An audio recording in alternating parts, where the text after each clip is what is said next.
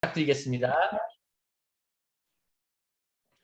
예, 안녕하세요. 저는 해양수산과학기술진흥원에서 인사와 채용을 담당하고 있는 마재석이라고 합니다. 네, 와주셔서 감사합니다.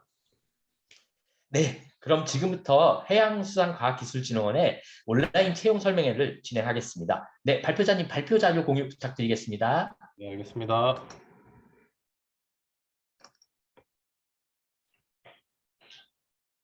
네, 네, 발표 자료 공유가 확인되었습니다. 네, 네, 그럼 해양수산과학기술진흥원의 온라인 채용 설명회를 지금부터 시작하도록 하겠습니다. 저는 채용 설명회 끝난 후에 질의응답 시간에 다시 뵙도록 하겠습니다. 그럼 발표 부탁드리겠습니다. 네, 알겠습니다. 네, 오늘 먼저 바쁘신 시간에도 이렇게 우리 기관에 대해 관심이 있으시고 또 이제 설명회까지 이제 들어와 주셔서 정말 감사하고요. 네, 여러분들이 궁금해 하시는 게 이제 무엇인지 잘 파악을 하고 그다음에 또 그에 대한 답변을 드릴 수 있도록 또 많이 준비했으니까요. 끝까지 들어주시면 감사하겠습니다. 먼저 이제 채용 설명회인데 우리 진흥원에 이제 입사를 하고자 하시는 분들께서는 사실 이제 우리 진흥원이 어떤 일을 하는 곳인지에 대해서 먼저 아시는 게 제일 중요할 것 같아요. 그래서 발표 자료는 우리 진흥원이 어떤 기관이고 어떤 일을 하는지에 대해서 먼저 말씀을 드릴 거고 그 다음부터는 이제 우리 진흥원의 채용이 어떻게 진행이 되는지 올해 이제 정규직 채용이 4월에 공고가 나와서 이제 6월 얼마 전에 이제 최종 합격자 발표까지 했거든요. 근데 그거에 대해서 간략하게 설명을 드리도록 하겠습니다. 그리고 질의응답을 받을 테니까요. 궁금하신 게 있으시면 많이 채팅으로 남겨주시면 감사하겠습니다. 네, 먼저 우리 진흥원에 대해서 소개를 한번 해드리도록 하겠습니다. 우리 진흥원은 이제 해양수산과학기술 육성법 제23조에 근거해서 이제 설립이 된 기관이고요. 주요 목적은 해양수산과학기술 육성을 위한 연구개발 사업 등의 이제 기획, 관리, 평가 업무를 효율적으로 지원함으로써 해양수산과학기술 육성과 해양수산 관련 산업을 발전하는 것을 중점적으로 이제 추진하고 있습니다. 밑에 보시면 주요 기능들이 나오죠. 제일 중요한 게 해양수산과학기술의 정책 수립을 지원하는 거죠. 해양수산과학기술, 흔히 이제 R&D라고들 하죠. 해양수산 분야에서 이제 해양수산부에서 추진하고 있는 연구개발 사업들에 대한 정책 수립을 지원을 하고 있고요. 그 다음에 이러한 정책으로부터 나온 R&D 사업들을 이제 기획하고 기획이 된 이제 사업들을 관리하고 이 사업들이 잘 진행이 되고 있는지 평가를 하는 업무를 하고 있습니다. 또한 이러한 R&D로부터 이제 주요 성과물들이 나오겠죠. 이제 유형적 성과물, 무형적 성과물 이런 것들이 나올 텐데 이런 성과물들의 기술 이전이라든지 우수한 기술을 이제 기업으로 이전하고 그 다음에 이 기술이 실제로 사업화, 실용화가 될 수 있도록 지원하는 것도 주요한 업무 중에 하나라고 보실 수 있습니다. 그 다음에 이제 해양수산 분야의 기업들의 창업, 그 다음에 이 창업 기업이 성장할 수 있도록 투자를 받는 업무들을 또다시 지원을 하는 역할을 하고 있고요. 먼저 기관의 연역에 대해서 한번 보겠습니다. 2005년에 법인 등기가 됐고 2006년에 개원을 해서 지금까지 오고 있습니다. 밑에 쪽 정원을 보시면은 2005년에는 25명에서 시작을 했는데 현재 99명까지 정원이 늘어났고요. 관리하고 있는 예산으로는 이제 총 5천억이 지금 넘고 있는 상황입니다. 조직을 한번 살펴보겠습니다. 4개의 본부가 있어요. 그 다음에 센터가 2개 있고 네, 본부별로 보시면은 경영전략본부는 기획조정실 이런 것만 있는데 이제 우리 기관을 이제 관리하고 그 다음에 주요 사업들이 추진함에 있어서 이제 여러 가지 업무들 지원을 하는 역할을 하고 있습니다. 또 혁신성장본부에는 이름으로부터 알 수 있듯이 정책 수립을 지원하는 정책개발실이 있고 그 다음에 R&D 사업들, 신규 사업을 기획하는 사업기획실이 있습니다.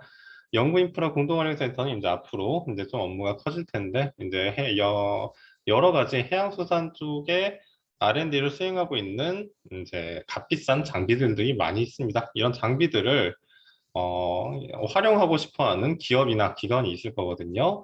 이제 그런 곳들이 이 장비들을 잘 활용할 수 있도록 이제 관리해주는 역할을 수행을 할 것이고, 사업관리본부는 뭐 이름으로부터 알 수 있듯이 R&D 사업들을 관리하는 곳이에요. 평가하고 그다음에 관리를 하고 있고요.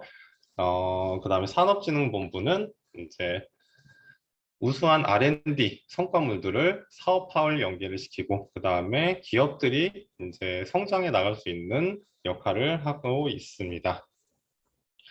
우리는 이제 순환보직, 공무원이나 공공기관이나 그렇듯이 우리도 순환보직을 하고 있기 때문에 처음에 이제 어떤 사업관리본부에 배정이 됐다고 해도 몇 해 지나면은 다른 본부에서 또 다른 일들을 경험을 해보실 수가 있으니까요.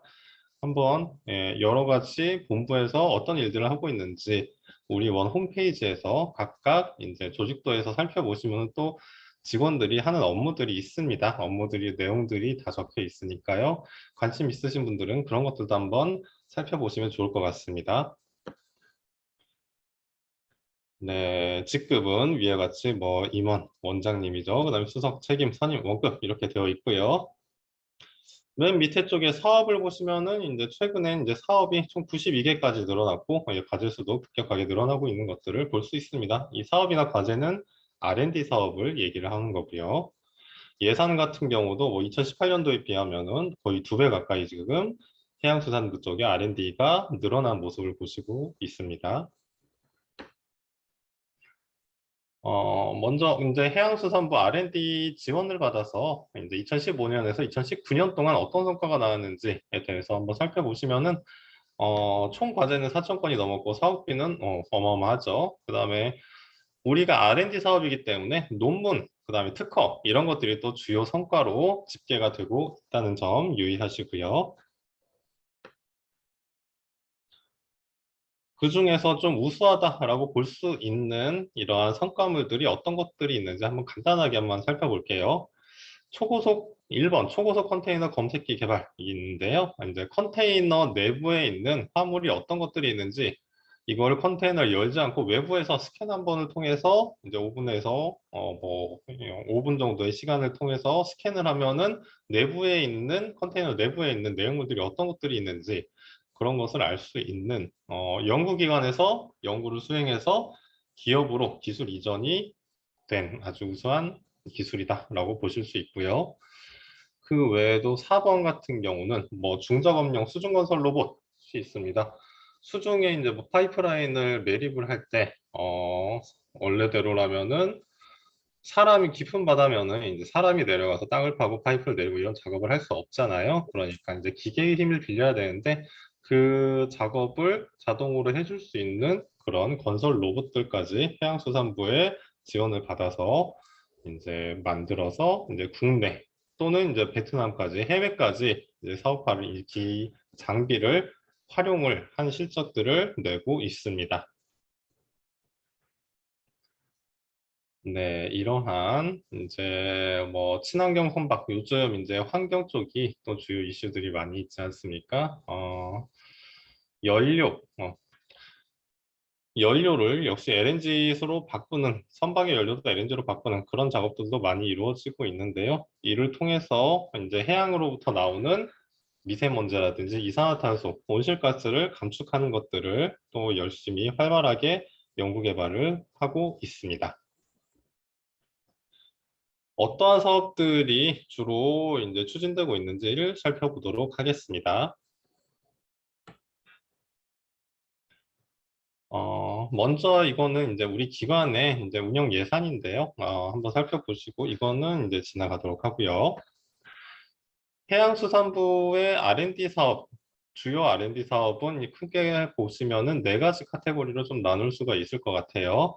해양수산 스마트화, 그 다음에 해양수산 상용화 기술 확보, 그 다음에 사회문제 해결, 또 민간 역량 강화 이렇게 있고요. 해양수산 스마트화 같은 경우는 이제 선박 내에 들어가 있는 여러 가지 기자재들, 그 다음에 뭐 어플리케이션들 이런 것들을 고도화하는 사업들이 주로 이제 R&D로 수행을 하고 있습니다. 한 1,000억 원 정도 사업이 지금 진행되고 있고요. 그 다음에 해양수산 상용화 기술 확보. 여기에는 이제 해사 쪽 관련해서 뭐 해양 바이오라든지 그 다음에 조력 발전 뭐 이런 에너지 쪽 사업들이 있고 그 다음에 여러 가지 로봇들을 활용한 이제 해상 작업 로봇들 개발 그 다음에 수산 양식 쪽 이런 사업들이 이제 저쪽 카테고리로 들어가서 한 1,600억 정도. 그다음에 사회 문제 해결 같은 경우는 뭐 여러 가지 이제 우리나라는 또 삼면이 바다로 둘러싸여 있다 많이 들어보셨죠? 이제 그로 인해서 이제 어촌 쪽에 이제 여러 가지 문제들을 해결할 수 있는 그런 사업들. 그다음에 글로벌 이제 해외와 이제 여러 가지 협력을 할 수 있는 사업들을 발굴해내는 그런 것들이 또 있습니다.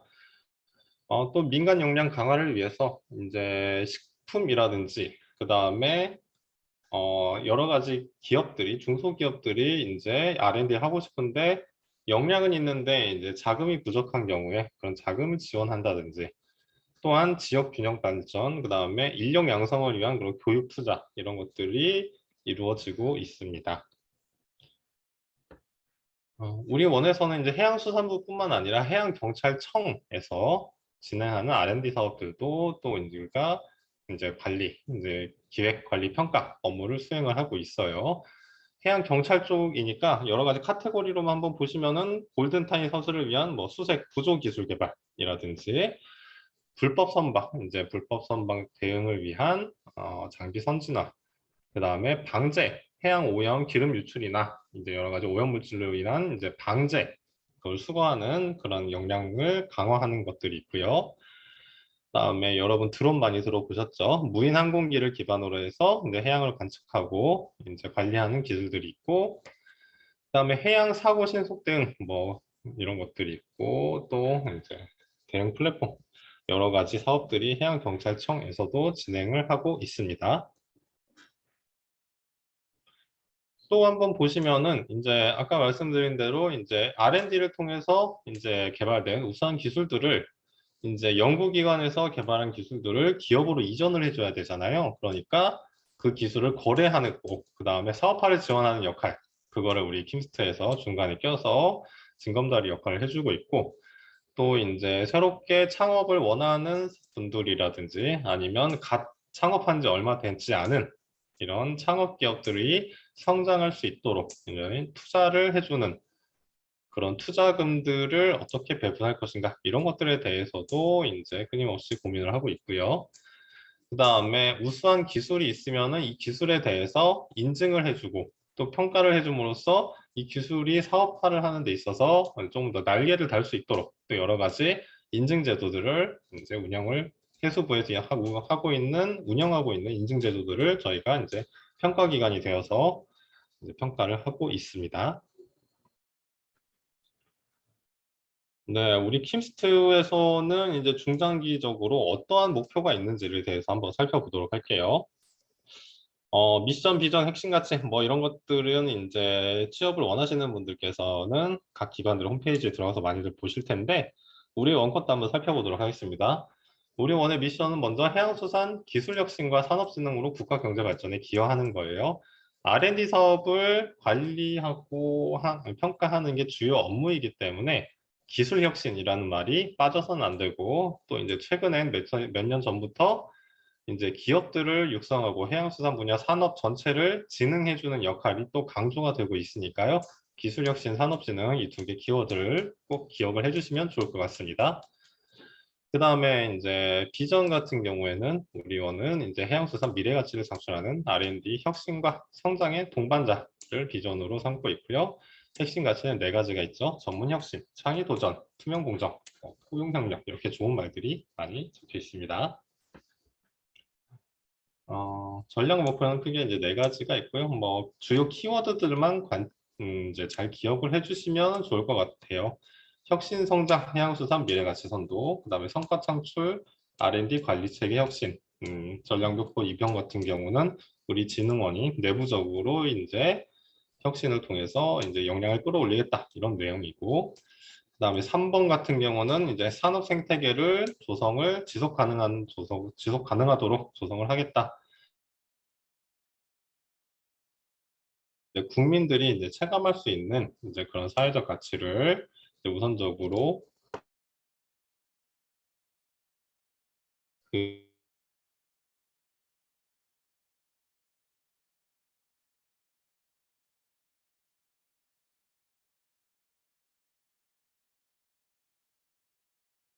뭐 크게 신경을 쓰지 않으셔도 될 것 같고 2022년에는 최근에는 이제 해양수산부에서 어떠한 방향의 R&D를 주로 추진을 하고 있는지에 대해서 한번 살펴보시면 좋을 것 같아요. 이제 코로나 시대가 조금씩 끝나가고 있죠. 그러니까 기본 방향으로는 해양수산 포스트 코로나 전환에 기여하는 R&D 아젠다 발굴 강화 및 전주기 지원 체계 강화 이게 우리 진흥원의 주요한 이제 운영 방향이다라고 생각하시면 좋을 것 같아요. 그래서 그로 인해서 이제 중점 과제는 세 가지가 있고요. 해양수산 R&D 중장기 투자 전략 고도화, 뭐 해양수산 R&D의 전주기 플랫폼 강화, 이제 해양수산 산업진흥 네트워크 및 플랫폼 다각화 이렇게 세 가지 말이 있는데요. 어떤 의미인지 한번 살펴보도록 하겠습니다. 먼저 혁신성장 해양수산 미래가치 선도 같은 경우에는 요즘 이제 지구 온난화라든지 온실가스 이런 문제들 때문에 탄소 중립이 이제 주요 키워드잖아요. 그러니까 탄소 중립을 위해서 R&D에서 어떤 것들을 할 수 있는지에 대해서 그것을 발굴해내는 역할, 탄소 중립 등 정책 방향에 부합하는 R&D를 발굴하고 투자하는 그런 정책 지원을 해야 할 것이고, 그 다음에 미래 선도 같은 경우에는 이제 우리가 R&D 같은 경우에는 지정 공모, 자유 공모 이거 들어보실지 모르겠는데 주제가 정해져 있거나 이제 주제가 정해져 있지 않거나 이런 사업들이 있습니다. 그러니까 주제가 정해져 있지 않고 기업들이 또는 연구기관이 본인이 하고 싶은 연구를 수행하고자 하는 것들이 있는데 그 중에서도 또 굉장히 우수한 주제들이 또 많이 있어요. 그러니까 이런 신규 사업들을 적극적으로 발굴을 하겠다라는 것이고요. 두 번째, 이제 성과 창출 R&D 관리 체계 혁신 쪽을 보시면은 이제 우리 진흥원 같은 경우에는 이런 식으로 운영을 하겠다라는 내용들이에요. 내부적인 이야기니까 진흥원의 방향이 어떤 것이다라는 거를 잘 파악을 하시고 이제 본인들 응시자 여기 이제 이 설명을 듣고 계신 분들께서 이제 본인이 가진 전문성과 이제 어떤 걸 연결시킬 수 있는지 그런 것들을 좀 파악을 하시면 좋을 것 같아요. 먼저 R&D 관리를 하기 위해서는 우리가 평가 같은 경우에는 우리가 자체적으로 평가를 하는 게 아니라 외부 이제 전문가분들이 이용해서 평가를 하고 있지 않습니까? 그러니까 평가 연풀들이 늘어나야 되고 그 다음에 R&D 과제의 성과 목표가 이제 정확하게 설정이 되어 있는지 그것을 연차별로 잘 진행이 되고 있는지 이런 관리가 잘 되어야 될 것이고요. 그다음에 이제 연구자 친화형으로 이제 연구 환경을 개선하기 위해서는 행정이 또 간소화돼야 되겠죠. 공공기관이 행정 중심적으로 운영이 되면 안 되니까 여러 가지 행정 절차를 개선을 해야 되고, 그다음에 연구자와 소통을 열심히 해서 연구자들이 불편해하는 게 뭔지, 궁금해하는 게 뭔지 이런 것들을 이제 잘 알려줄 수 있는 그런 우리는 또 행정 전문가로서의 역할을 또 해줘야 됩니다. 또 이제 수많은 뭐 한 4천억, 5천억 대의 이제 R&D들이 진행이 되고 있으니까 거기에서 나온 성과들이 얼마나 많겠어요. 그러니까 그 R&D 성과들을 이제 다른 사람들이, 다른 연구자들이 많이 편안하게 확인을 할 수 있도록 그런 것들에 대해서 잘 공유가 돼야 되고요. 또 그 연결다리 역할을 해줘야 된다. 그런 게 이제 지식 플랫폼이라는 건데 그걸 위해서는 이제 우리 진흥원 내부에서는 R&D 성과를 잘 분석하고 잘 이제 카테고리화해서 잘 나눠서 그거를 이제 웹상에 이제 등록을 해서 많은 분들이 대중들이 다 확인할 수 있도록 하는 것들이 이제 중요한 운영 방향 중에 하나라고 보시면 되겠습니다. 또 해양수산 이제 산업 생태계가 또 지속 가능화가 되려면은 R&D 성과물이 R&D로 끝나는 게 아니라 그게 사업화까지 이어지는 게 굉장히 중요합니다. 그러니까 사업화를 위해서는 이제 동반 성장 뭐 이런 키워드도 있고요. 그 다음에 기술 평가, 인증 이런 것들을 통해서 보통 이제 우수한 기술들이나 특허들이 이러한 인증을 받거나 또 기술 평가를 통해서 우수한 등급을 획득할 경우에는 여러 가지 투자를 받는다든지 아니면은 이런 관급 사업, 나라에서 이제 발주를 내는 사업에 들어갈 때 굉장히 유리합니다. 그러니까 이제 인증을 많은 기업들이 받고자 하는데 이제 그렇지만 우리는 이제 또 인증의 평가기관으로서 또 우수한 기업들이 또 인증을 받아야 되겠죠. 우수한 기술들만 또 잘 선별할 수 있는 이제 그런 눈을 키워야 되고, 이런 기술 평가 이런 것들을 또 고도화하기 위해서 여러 가지 기술 평가를 진행하는 다른 유관 기관들과 연계하는 또 이런 사업들을 많이들 발굴을 하고 있습니다. 또 창업 투자를 활성화하기 위해서 이제 우리가 직접적으로 이제 기업을 키워줄 수는 없고, 이제 기업을 키워줄 수 있는 엑셀러레이터 이런 분들을 육성을 하고, 그 다음에 해양 모태펀드라고 들어보신 적이 있는지 모르겠지만, 이제 기업들에 투자할 수 있는 그런 펀드 기금을 이제 투자자들이 원활하게 활용을 할 수 있도록 이제 투자기관과의 간담회도 많이 하고, 투자기관들한테 어떤 해양수산 쪽 기업들이 유망하다, 어떤 기업이 우수한 기술을 가지고 있다, 이런 걸 소개해주는 그런 역할들도 하고 있습니다. 국민이 공감할 수 있는 그런 이제 사회적 가치를 실현하기 위해서는 여기 좀 이제 경영 혁신, 또 인사 운영 혁신 이런 것들이 또 있죠.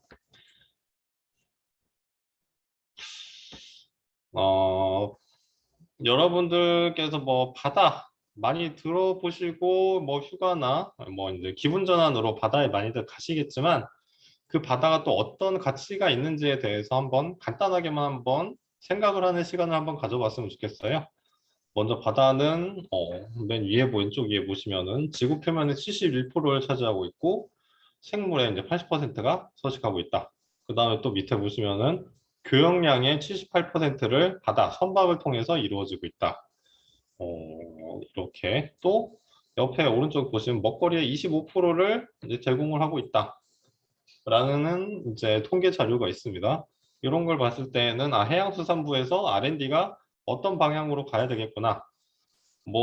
이제 생물 조사를 하고 해양에 있는 수많은 생물들을 가치 있는 생물들을 찾아서 활용을 한다든지, 그다음에 해양 물류라든지 이런 것들이 원활하게 이루어질 수 있도록 선박들이 이제 스마트화되고 친환경 선박으로 바뀔 수 있도록, 또한 수산 쪽 수산물들을 수산 산업을 잘 키워서 또 먹거리를 해결할 수 있도록 그런 역할을 하는 것들이 중요하다라는 것들을 이 시트를 보면은 좀 몇 가지를 뽑아내실 수가 있을 것 같아요.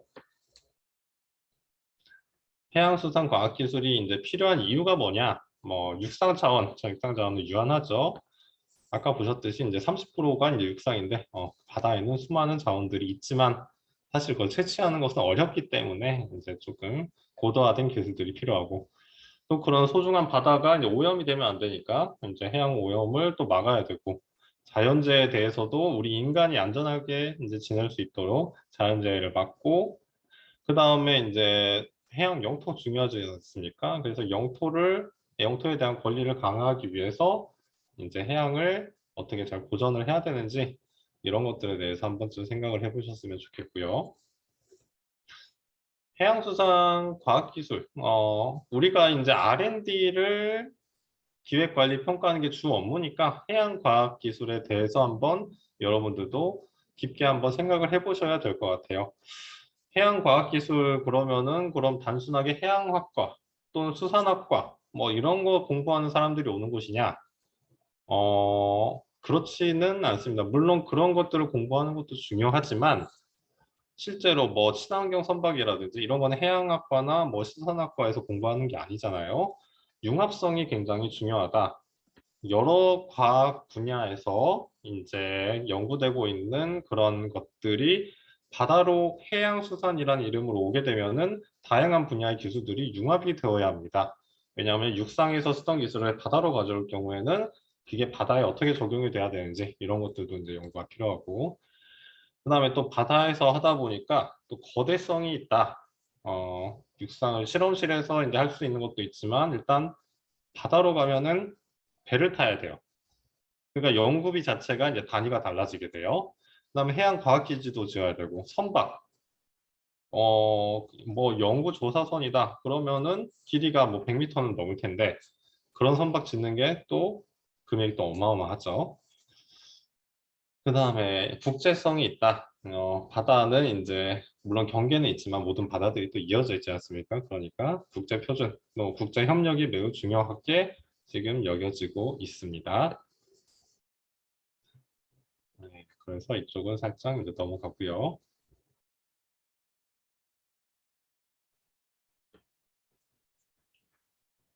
먼저 이제 4차 산업혁명 많이들 들어보셨죠? 그것과 연관해서 해양수산 분야에서는 이제 어떤 쪽이 집중적으로 육성되고 있는지 간단하게만 한번 살펴볼게요.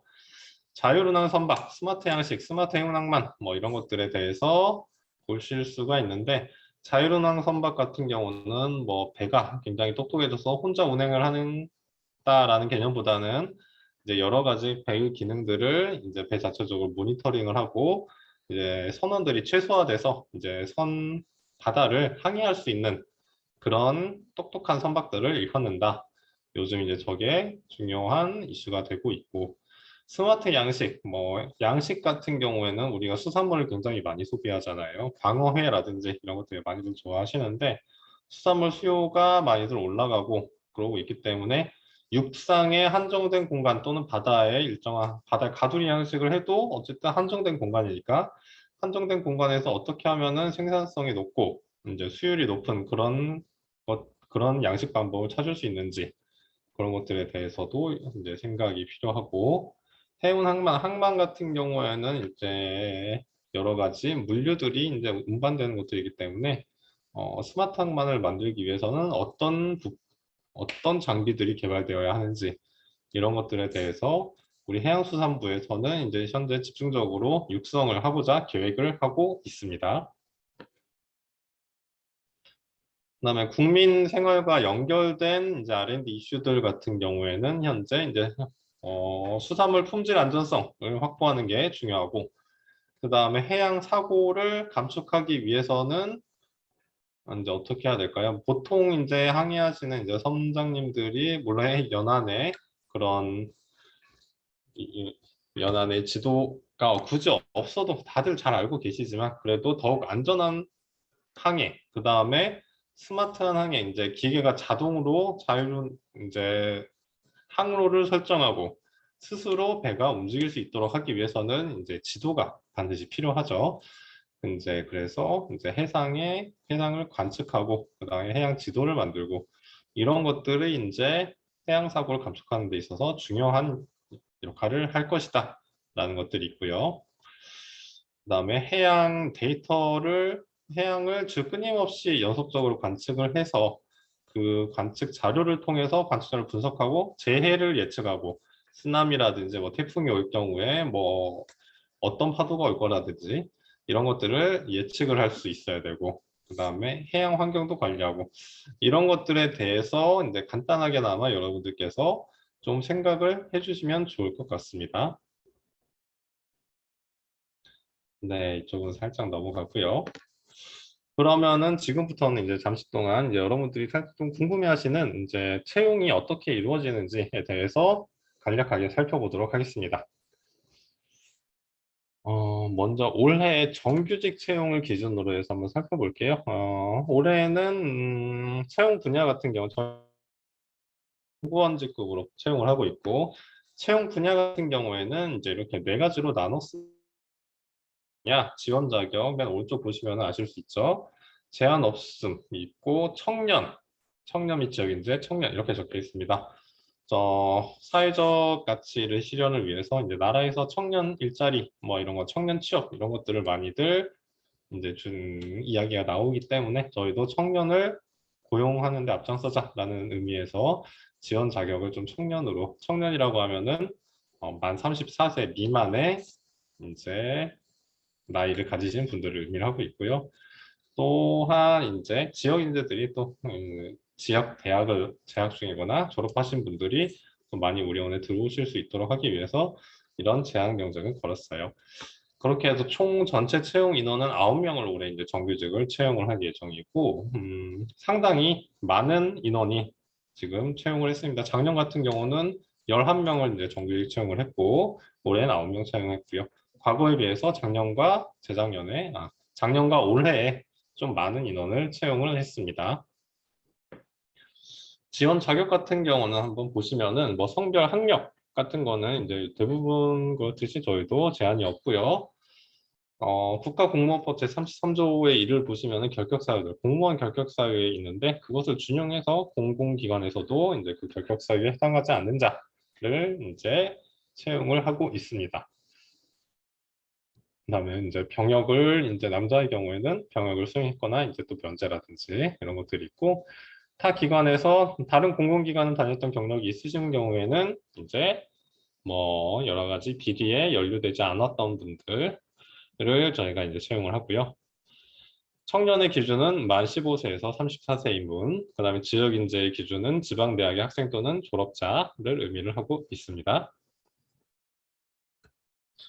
여러 가지 우대 사항들을 좀 운영을 하고 있어요. 저희 내부 규정상 이제 우대 사항들이 많고 취업 지원 대상자, 국가유공자라고 보시면 되고요. 그 다음에 장애인, 지역 인재, 청년, 저소득층, 북한 이탈 주민, 다문화 가족 이분들 뭐 북한 이탈 주민, 다문화 가족들은 잘 못 받지만 지원하시는 분들은 없었지만 어쨌든 우대를 저희가 해드립니다. 그 다음에 한국사 능력검정 시험 보시면은 이제 인증서가 나오죠.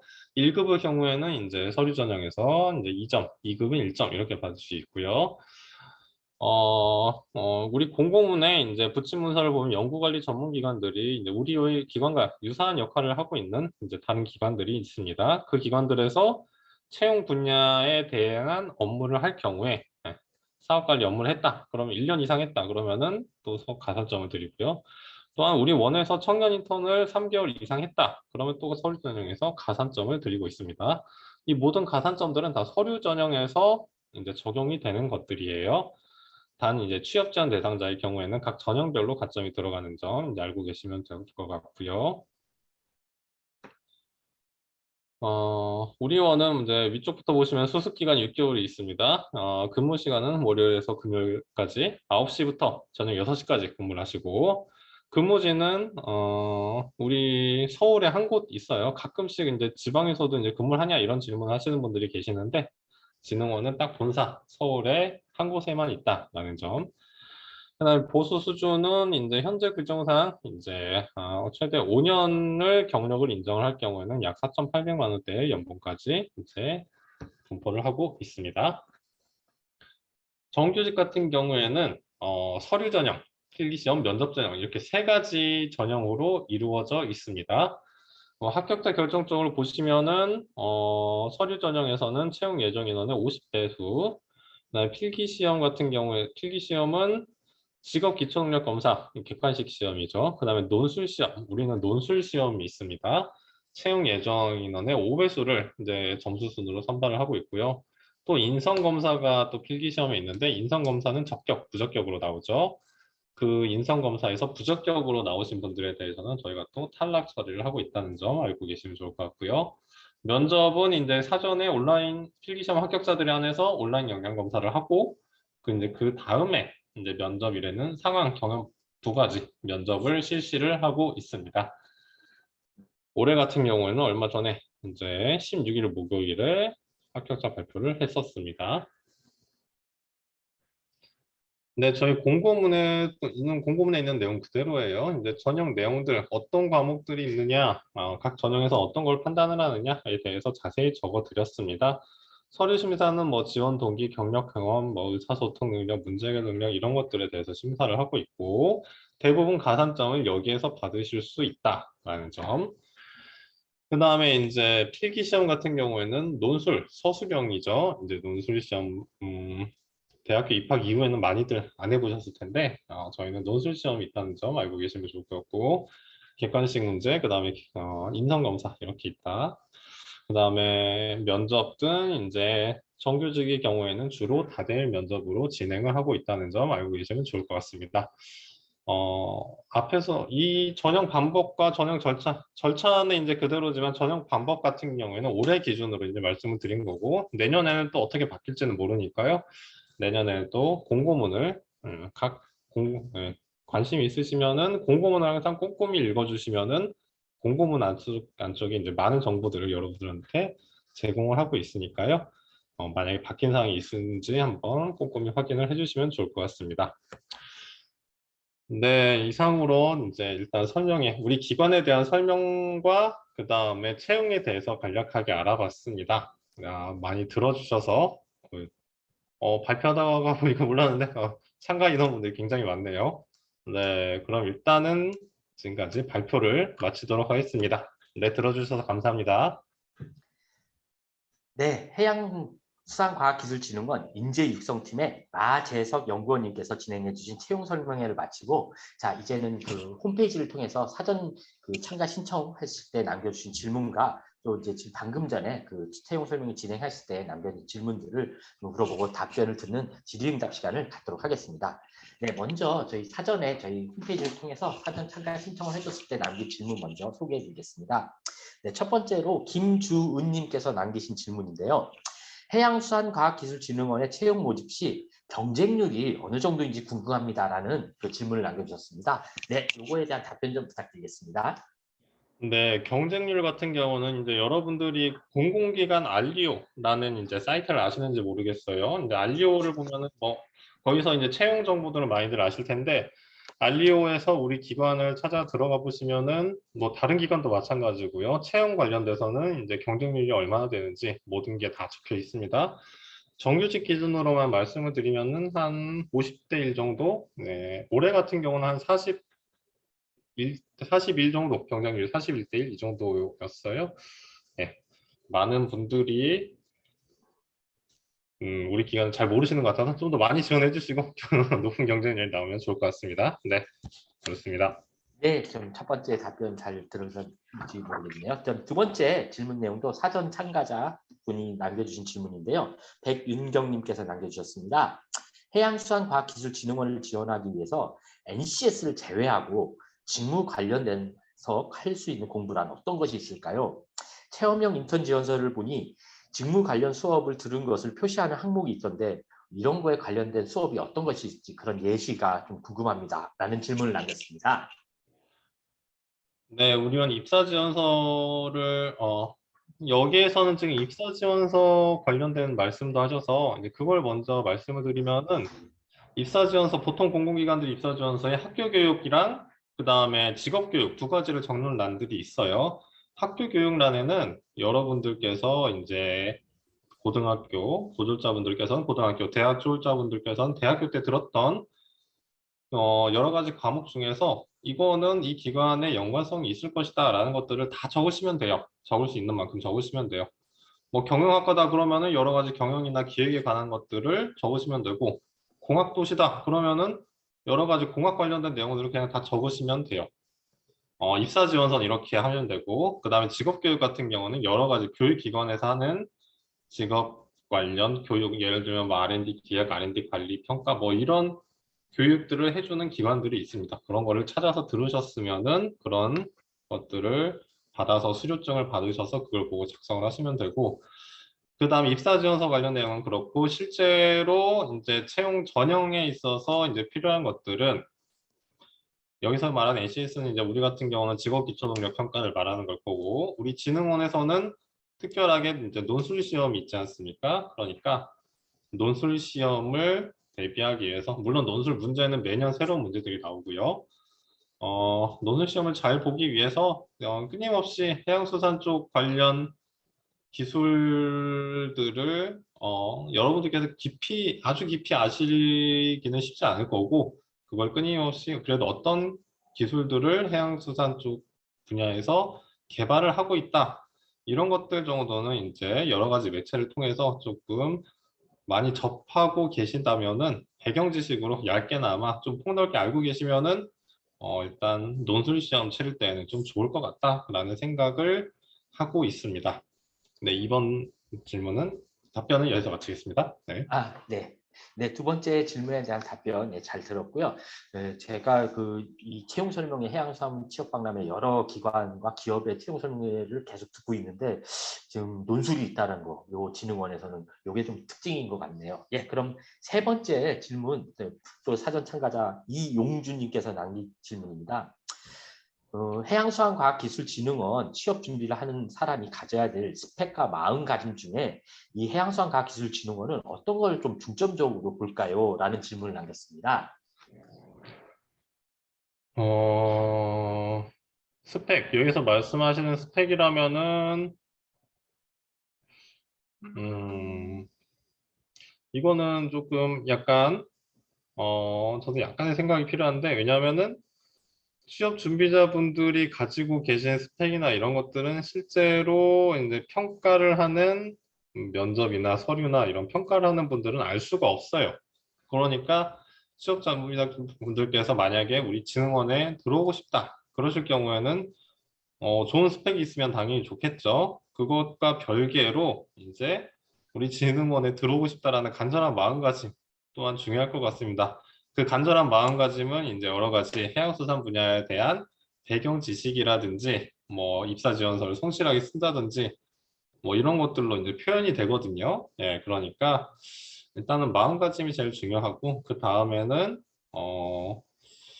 이 스펙이라는 게 약간 조금 구체적이지 않은 말이라서 뭔가라고 좀 말을 하기가 좀 애매하네요. 네, 일단 그 간절한 마음, 그건 사실 입사 지원서를 보면은 이게 다 드러나거든요. 그러니까 마음가짐이 제일 중요하고 끊임없이 우리 진흥원의 홈페이지에서 이런저런 정보들을 습득하시는 것들 이런 것들이 좀 중요한 것 같습니다. 네, 이제 답변 들어보니까 사실 스펙보다 더 중요한 건 그 취업에 대한 진정성, 진흥원에 대한 입사에 대한 그런 마음가짐, 사실 이게 더 우선시 된다고 그 답변을 주셨습니다. 네. 네, 네 번째 질문, 이제 사전 참가자가 남겨준 질문의 마지막인데요. 이건 사실 모든 구직자가 가지고 있는 공통적인 궁금증이기도 하네요. 예. 해양수산과학기술진흥원의 신입 평균 연봉은 해양수산 분야 공공기관에 비교하면 어느 정도 위치일까요? 라는 질문을 남겨주셨습니다. 네, 조금 저희가 이제 타 기관들이랑 비교를 하지는 않아요. 그래서 어느 정도 위치까지는 모르겠는데 그냥 우리 기관 기준으로만 말씀 한번 드려보면은 여러분들께서 만약에 경력이 없다 그러면은 알리오에 이제 적혀 있는 신입 초 연봉이 한 2,900만 원 정도거든요. 이제 그럴 거고 경력이 1년 이상 있다 그러면은 이제 4천만 원대의 연봉으로 시작을 하시게 됩니다. 어, 초신입 평균 연봉은 사실 이제 다른 기관들과 비교는 좀 불가능한데 직원들 평균 연봉은 조금 다른 기관들에 비하면은 높다라고 말씀을 드리겠습니다.